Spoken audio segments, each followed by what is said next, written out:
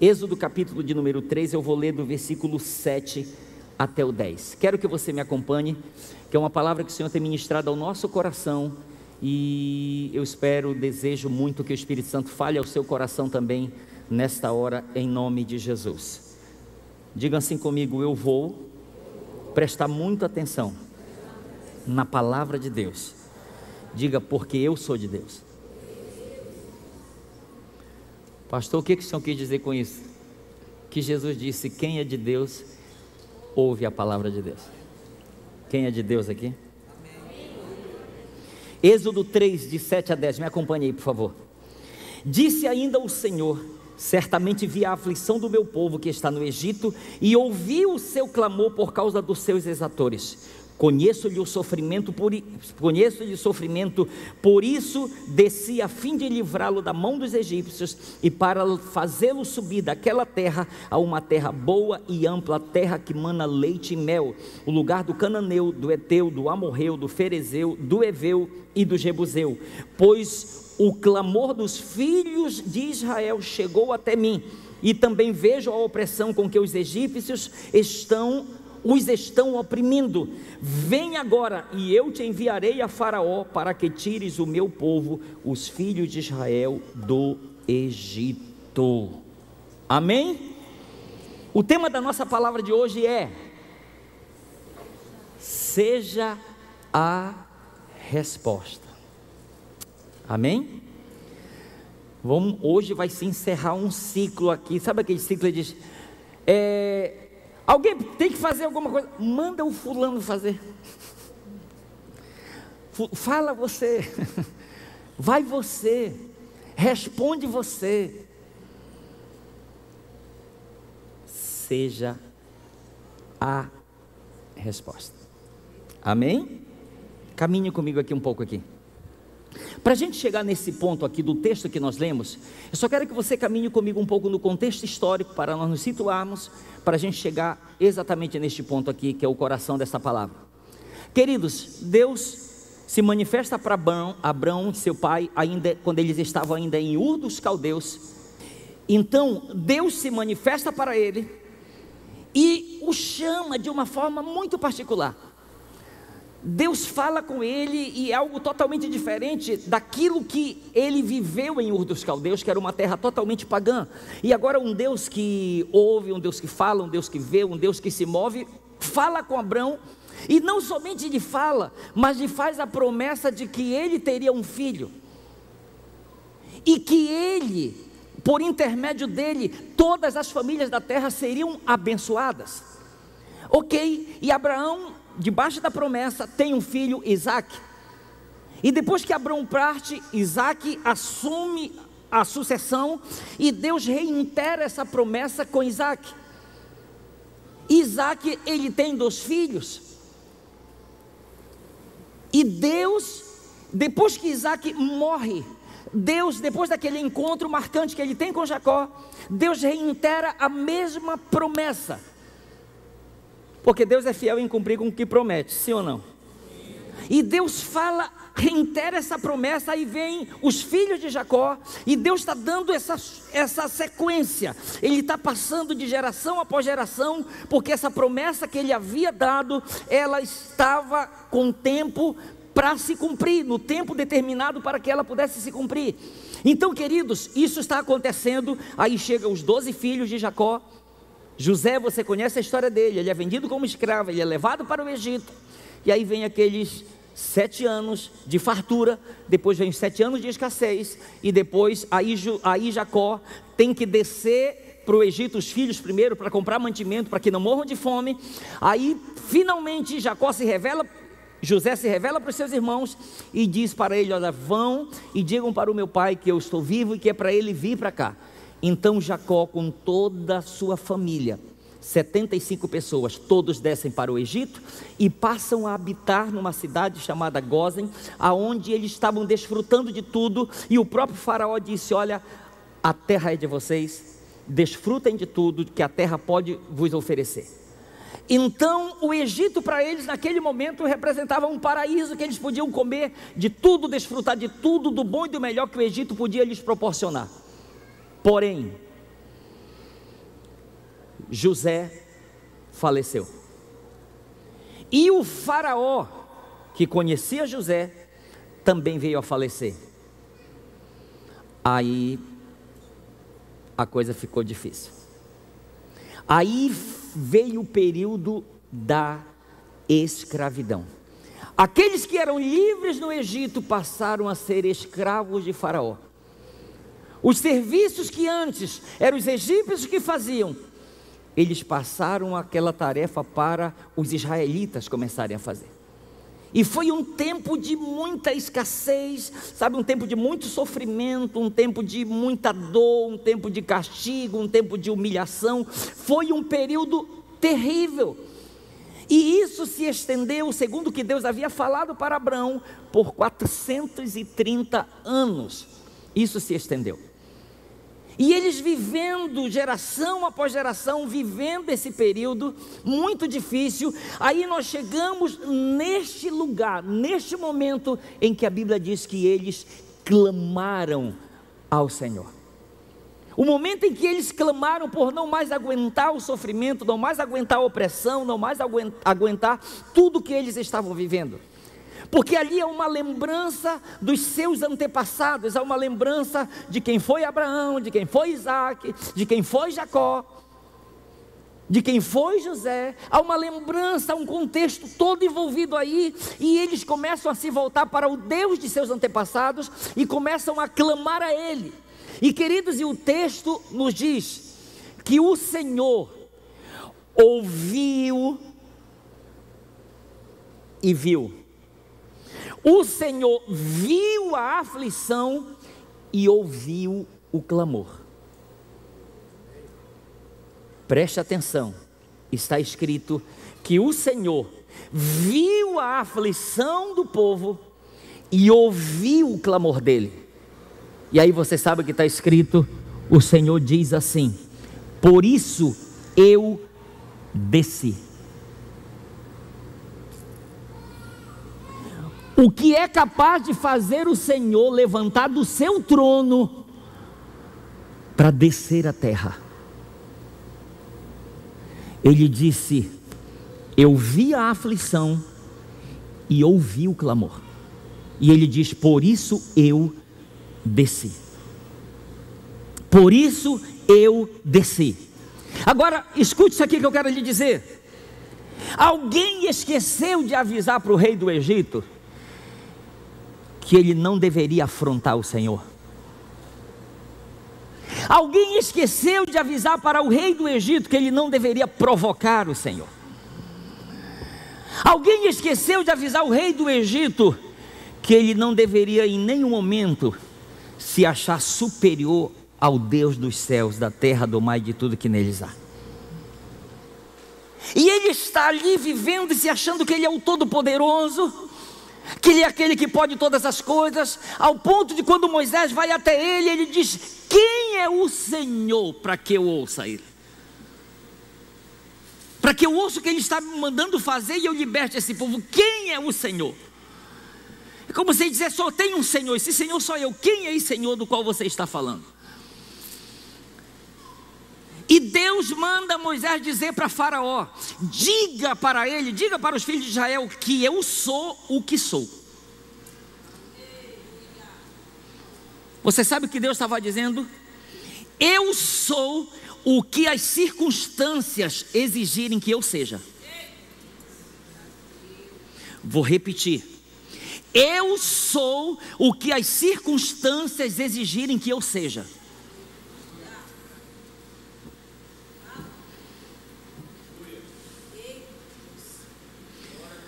Israel precisa de um libertador. Eu sou o libertador que Israel precisa. Quem está me acompanhando aqui? Entende? Eu sou. Basta isso, só diz Moisés para eles: eu sou o que sou, e nada mais. Ele para por ali. Por quê? Porque algumas coisas passam a acontecer. E ele disse, preste atenção, vou voltar para cá, para esse ponto aqui. Por que que eu lhe digo, queridos, que Esqueceram de falar para o rei do Egito que ele não deveria provocar, ele não deveria afrontar, ele não deveria se considerar maior do que o Senhor. Por que eu lhe digo isso?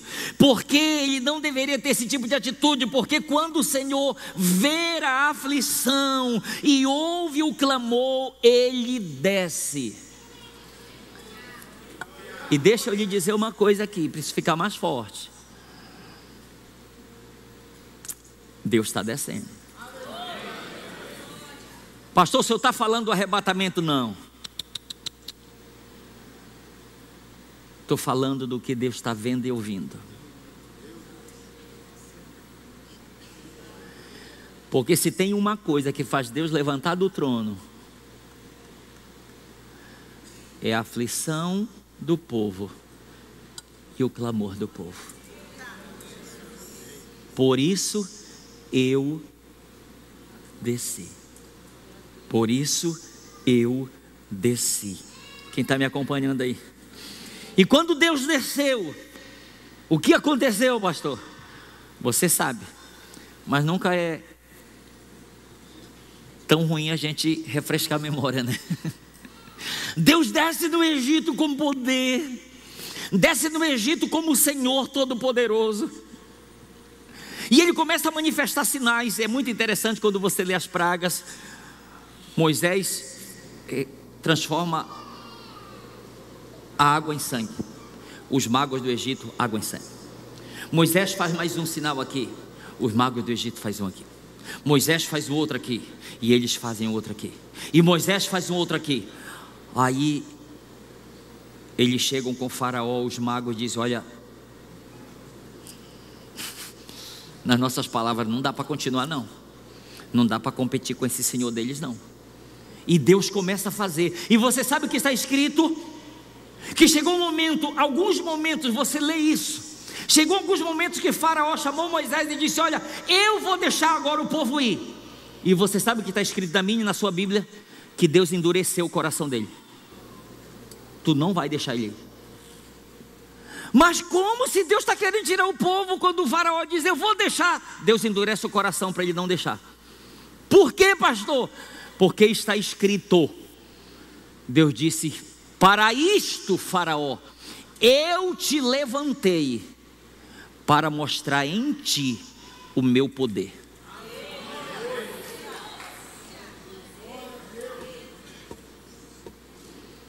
O que Deus estava ali dizendo? O Egito vai saber quem eu sou.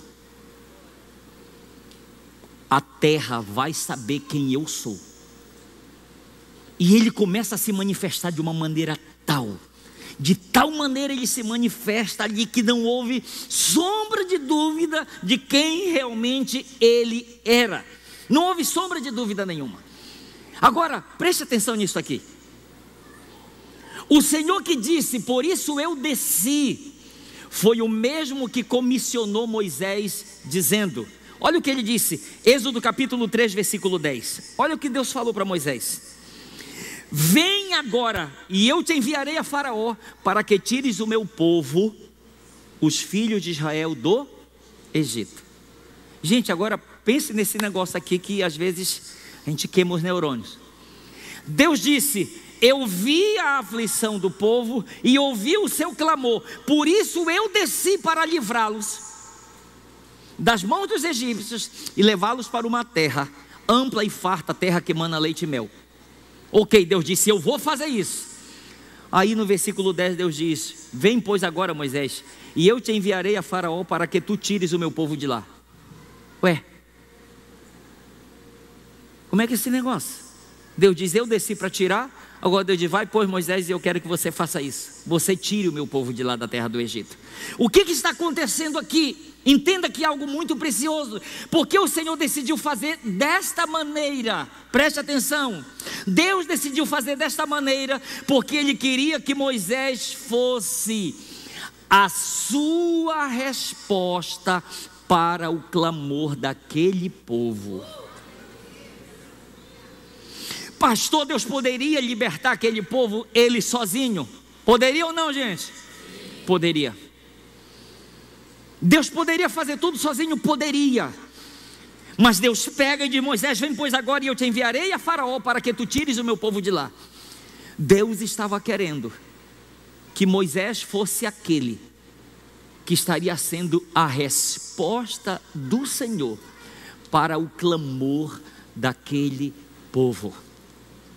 E ouça o que eu quero lhe dizer aqui: Deus continua procurando Moisés. Vou repetir: Deus continua procurando os Moisés aqui na terra. Por quê, pastor? Porque Ele tem visto a aflição do povo, porque Ele tem ouvido o clamor do povo. Vem pois agora e eu te enviarei. Agora nós chegamos em um ponto muito interessante.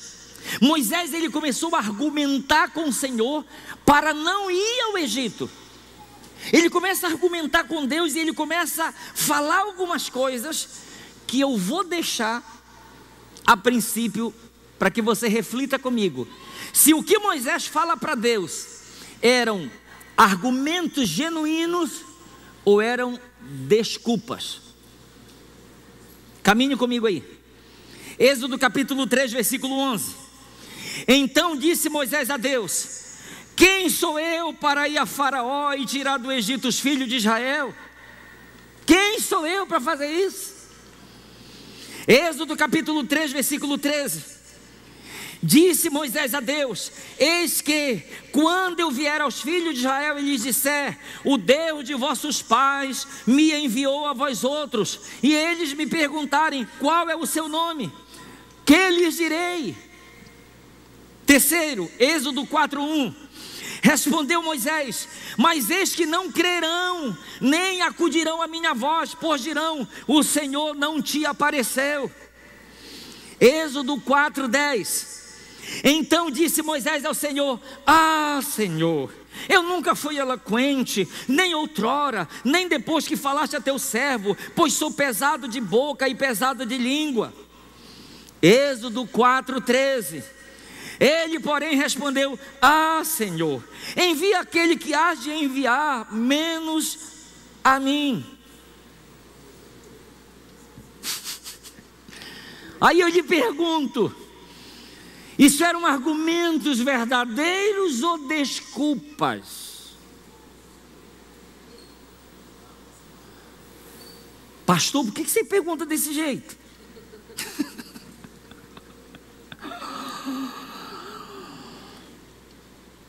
Possíveis motivos que levaram Moisés a argumentar tanto para não ir ao Egito. Primeiro, ele diz que ele era pesado de boca e pesado de língua. Eu sou isso mesmo, gago. Eu sou gago. Eu não sei falar direito. E você sabe, tem gago que quando canta desaparece, né? Mas quando fica nervoso, o negócio trava, né, não, gente? O negócio trava. Aí imagina Moisés já se vendo diante do Faraó. Senhor, manda outro. Vai dar Deus e não.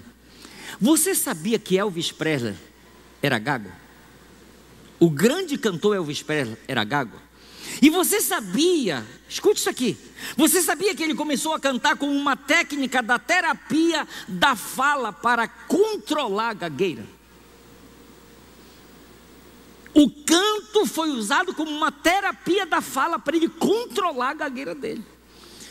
Você sabia que Isaac Newton, os historiadores dizem, na biografia dele está escrito que ele passou praticamente toda a vida dele tendo que lidar com a gagueira. E eu estou lhe falando do físico, do teólogo, do matemático, do cientista, do homem que marcou a história. Era gago. Aí o Moisés está dizendo aqui: não dá para mim não, que eu sou gago. Então reflita comigo, se é algo verdadeiro mesmo, eram, sabe, argumentos mesmo sólidos, verdadeiros, ou eram desculpa. Segundo, por que ele não quer descer ao Egito? Porque agora ele era um assassino. Olha o que está escrito na palavra, caminhe comigo aí. Êxodo capítulo 2, versículo de 11 a 14. Naqueles dias, sendo Moisés já homem, saiu a seus irmãos e viu os seus labores penosos, e viu que um certo egípcio espancava um hebreu, um do seu povo. Olhou de um lado e de outro lado, e vendo que não havia ali ninguém, matou o egípcio e o escondeu na areia.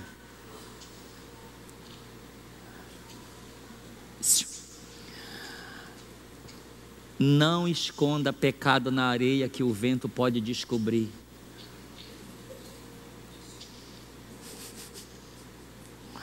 Vou repetir: não esconda pecado na areia, que o vento pode descobrir. E escondeu na areia. Saiu no dia seguinte, e eis que 2 hebreus, agora são 2 irmãos, estavam brigando. E disse ao culpado: por que espancas o teu próximo? O qual respondeu: quem te pôs por príncipe e juiz sobre nós? Pensas matar-me como mataste o egípcio? O vento soprou a areia. Temeu, pois, Moisés e disse: com certeza o descobriram. O Moisés não quer descer para o Egito porque há essa memória desse ocorrido. Porque embora no Antigo Testamento a luta fosse física, mas essa memória do ocorrido, isso aconteceu de fato. Então Moisés aqui, ele está lidando com isso, ele era um assassino.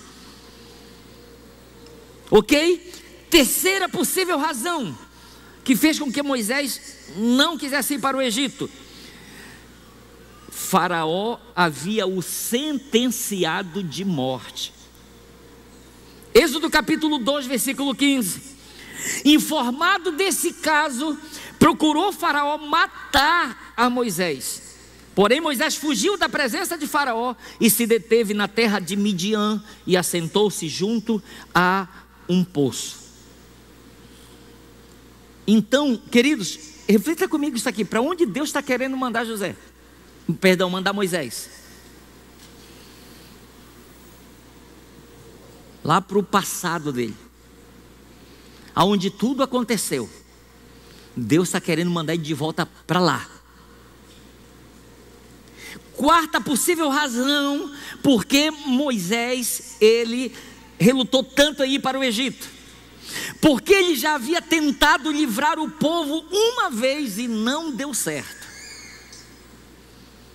Ele já havia tentado livrar o povo antes, mas não deu certo. Olha o que está escrito em Atos, capítulo 7, versículos 23. Eu acho que eu nem consertei aqui, mas é a partir, acho que desde o 23. Olha o que está escrito: ao completar 40 anos, Moisés decidiu visitar seus irmãos israelitas. Ao ver um deles sendo maltratado por um egípcio, saiu em defesa do oprimido e o vingou, matando o egípcio.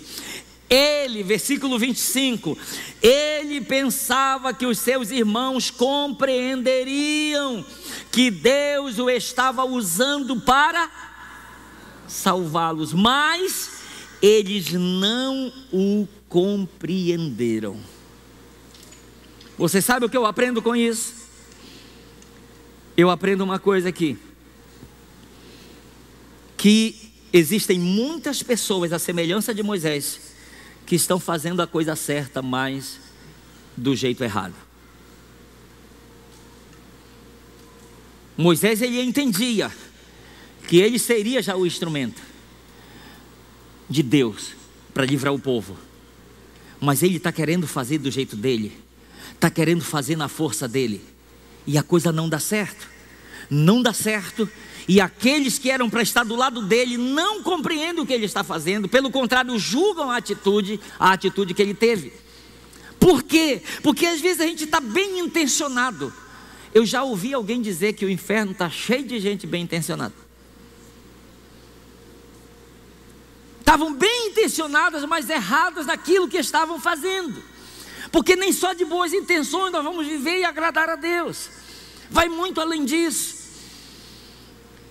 Moisés tem que fugir e passar 40 anos no deserto. Um período de tratamento de Deus para a vida dele. Agora, caminhe comigo nisso aqui. Tanto os egípcios quanto os israelitas conheciam Moisés. E o Senhor está o levando de volta para o Egito, para o seu passado. E quando a gente reflete um pouco sobre isso, a gente fica pensando, meu Deus, por que Deus decidiu fazer assim? Por que Deus decidiu pegar Moisés e levar de volta para o lugar onde os piores momentos da vida dele ele viveu? Por que Deus não o levou para um outro lugar? Escute, por que Deus fez isso? Porque não há ninguém melhor do que eu para dizer a todos o que Deus fez comigo. Não há ninguém melhor do que você para testemunhar para os outros a obra que Deus realizou na sua vida. Você lembra a história do endemoniado de Gadara? Jesus atravessa o lago, chega do outro lado, o endemoniado vem ao seu encontro, uma legião de 2.000 demônios, vem ao seu encontro, ele repreende, ele expulsa aqueles demônios, eles vão para os porcos, eles se precipitam no mar, e aí o homem volta à sã consciência, vestem ele com roupas limpas, e o homem está lá sentado. E depois Jesus pega, se levanta para ir embora. Quando Jesus está saindo, o homem, uma vez que foi liberto, agora diz: Senhor, deixa eu te seguir, deixa eu te acompanhar. Jesus disse: não, volta aos teus e diga para eles o que foi que o Senhor fez por ti.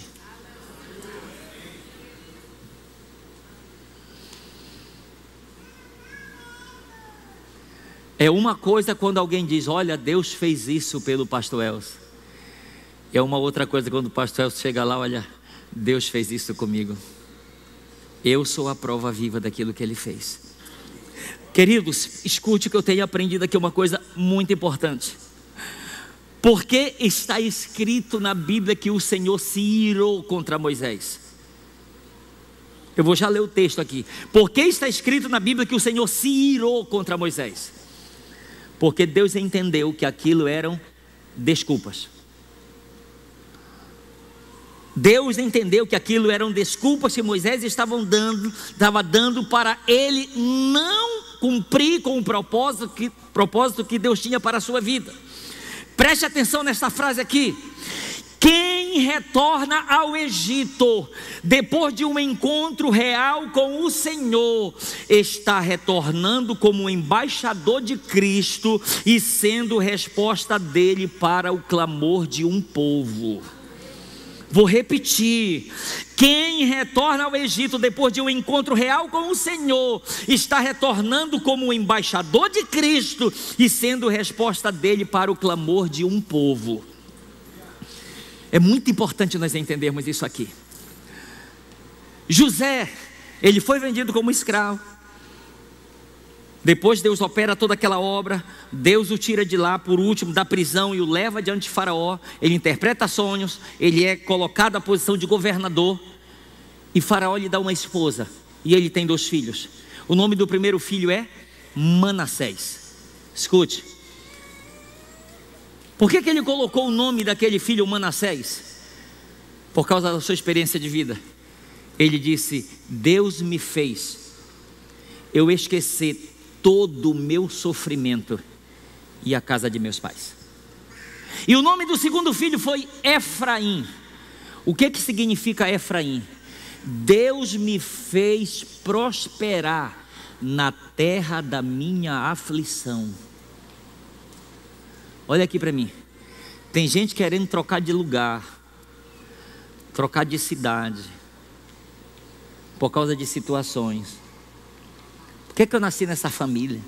Por que eu estou nessa cidade? Porque José é um testemunho vivo. Eu não precisei sair, Deus me fez prosperar na terra da minha aflição. Pastor Elcio, filho de mãe solteira, de uma casa de 6 irmãos, cada um filho de um pai. Não sei quem é meu pai. Nasci e me criei até os 13 anos de idade em uma casa coberta de palha, cercada de madeira, sem aquelas ripas, ficava aquelas brechas que dava para você olhar para a casa do vizinho. Piso, barro batido, lamparina. Ah, pastor, isso era lá no interior da sua cidade? Não, no centro da cidade, bairro Central. Comecei a estudar com 13 anos de idade. O meu QI era tão elevado, para você entender, que eu com 13 anos de idade eu comecei a estudar a primeira série fraca. Mas era tão elevado que eu passei. Com 14 anos eu estava estudando a primeira série forte.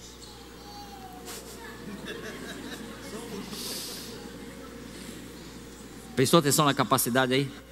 Com 13 anos, primeira série fraca. Com 14 anos, primeira série forte. Com 15 anos, se eu era menor que isso, era pouca coisa, era magro que dava dó.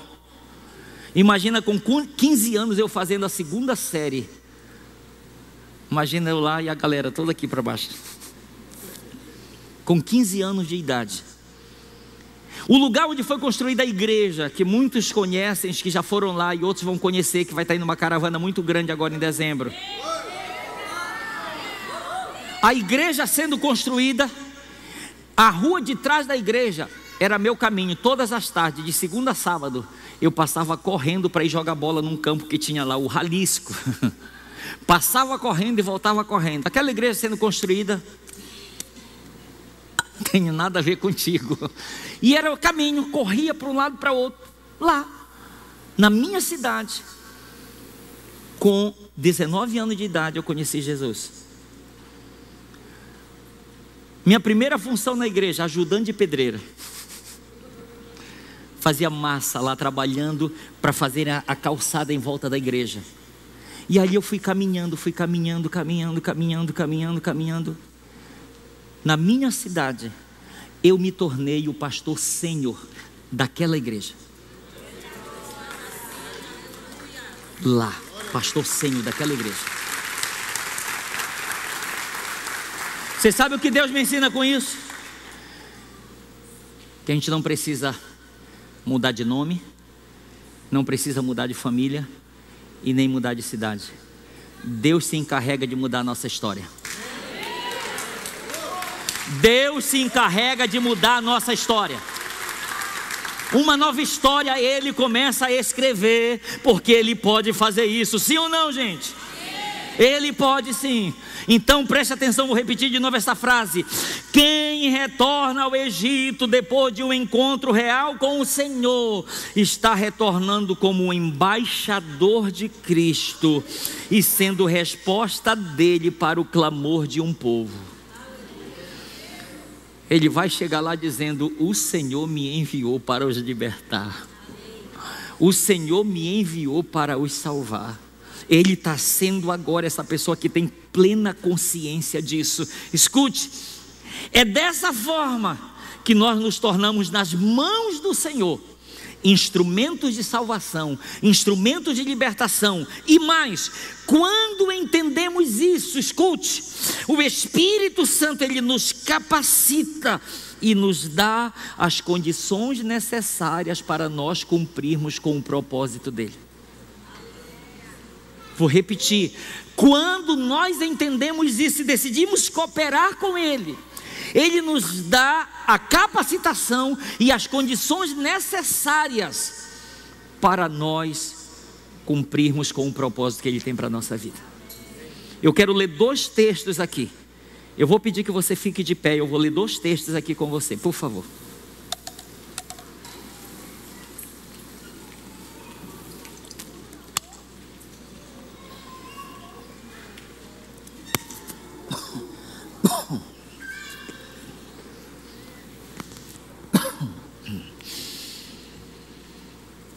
Êxodo capítulo 4, versículos do 14 ao 16. Preste atenção no que está escrito. Êxodo 4, do 14 ao 16. Então se acendeu a ira do Senhor contra Moisés e disse: Não é Arão o levita teu irmão? Eu sei que ele fala fluentemente, e eis que ele sai ao teu encontro, e vendo-te se alegrará em seu coração. Tu, pois, lhe falarás e lhe porás na boca as palavras. Eu serei com a tua boca e com a dele, e vos ensinarei o que deveis fazer. Ele falará por ti ao povo, ele te será por boca, e tu lhe serás por Deus. Êxodo 4:17. Toma, pois, este bordão na mão, com o qual hás de fazer os sinais. Olha aqui para mim. Deus, ele está colocando a pessoa certa ao lado de Moisés, para ele cumprir com a vontade e propósito do Senhor. Mas Deus está colocando em suas mãos uma vara, que era símbolo do poder dele. Ele diz: toma este cajado, e com ele tu farás os sinais, lá na terra do Egito. O que é isso, pastor? É Deus dando condições para Moisés cumprir com o seu propósito, para Moisés ser a resposta dele para o clamor daquele povo.